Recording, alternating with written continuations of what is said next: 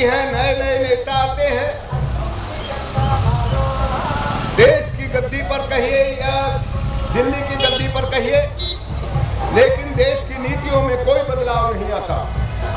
वह कौन सा बदलाव है जो इस देश की राजनीति में आना चाहिए? देश की गरीबी कैसे दूर हो सकती है? बहुत सीमित शब्दों में यही बात मैं कह रहा हूं।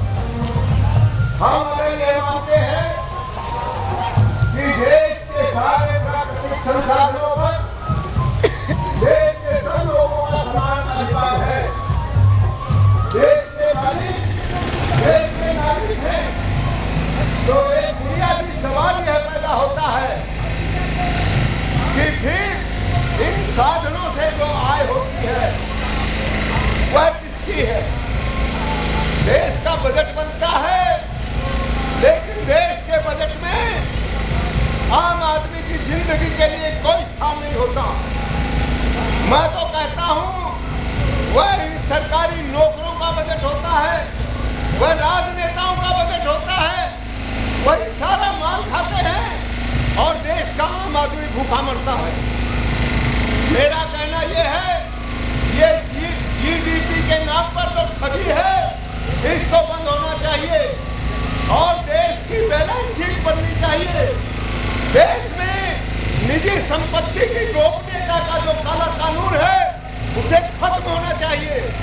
मैं इस मंच से दो चार बातें आपको बताऊं कि इस देश का राष्ट्रपति झूठा रिटर्न भरता है, इस देश का प्रधानमंत्री झूठा इनकम टैक्स रिटर्न भरता है, इस देश की लोकसभा का अध्यक्ष झूठा रिटर्न भरता है और इस देश के सर्वोच्च न्यायालय का मुख्य न्यायाधीश मेरा दावा है उसका इनकम टैक्स रिटर्न भी झूठा है।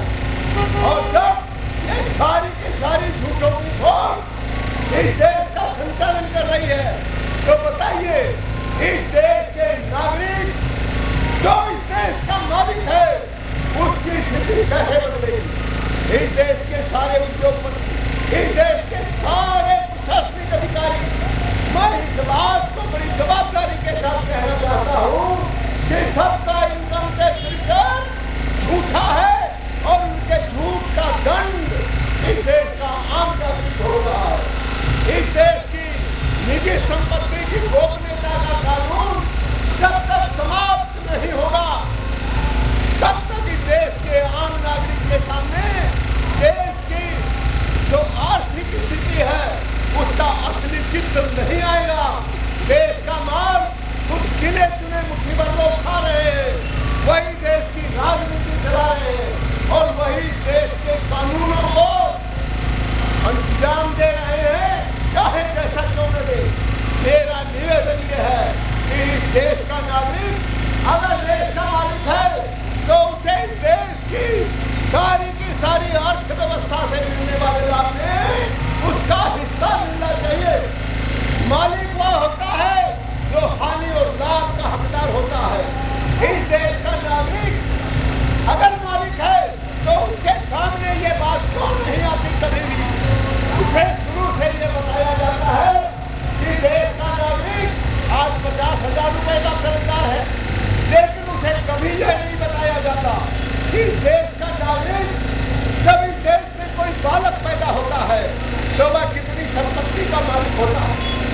क्या यह सवाल गायब नहीं है? क्या यह सवाल नहीं उठना चाहिए था? मेरा कहना यह है कि आप सारे टैक्स हटाइए। आपने इस देश की जनता के साथ धोखा कर रखा है, उसको इन टैक्सों के बोझ से आपने दबा दिया है, उसका खून चूसा है, आप उसे उसी प्रकार से गुलाम बनाए हुए हैं जैसे वो पहले था। इसलिए आज की स्थिति में आप गरीबी रेखा नहीं अमीरी रेखा बनाइए। अमीरी रेखा यानी अमीरी रेखा का मतलब यह है एक सीमा तक संपत्ति रखने का अधिकार, उसका मालिकाना हक देश के हर नागरिक को मिलना चाहिए।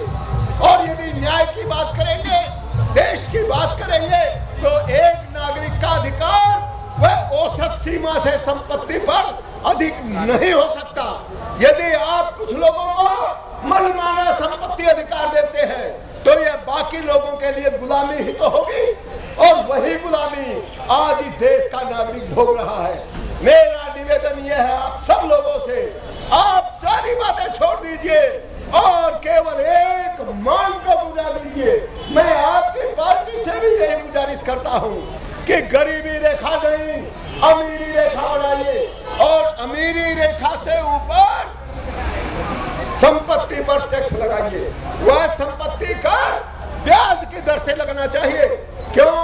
क्योंकि सारी मूल संपदा इस देश के नागरिकों की है, और ये सारे बड़े बड़े जितने भी अरबपति और खरबपति हैं, ये इस देश की जनता के बटाईदार हैं, ये मालिक नहीं हैं। और यही बदलाव हमारे कानूनों में होना चाहिए। और यदि यह बदलाव हो और इस देश के सारे नागरिकों को इस देश की अर्थव्यवस्था में हिस्सा मिले, तो मैं आपको ये विश्वास दिलाता हूँ कि देश के हर नागरिक को 10,000 रुपए प्रति माह लाभांश के रूप में दिया जा सकता है, और देश की गरीबी, बेरोजगारी, अन्याय, अभाव, शोषण, अपमान और तिरस्कार, उपेक्षा का ये जो जीवन जीने वाले इस देश के 125 करोड़ लोग हैं, इनको आजादी और सुख का, वैभव का, संपन्नता का जीवन, खुशहाली का जीवन दिया जा सकता है। और बंधुओं, यही आजादी है।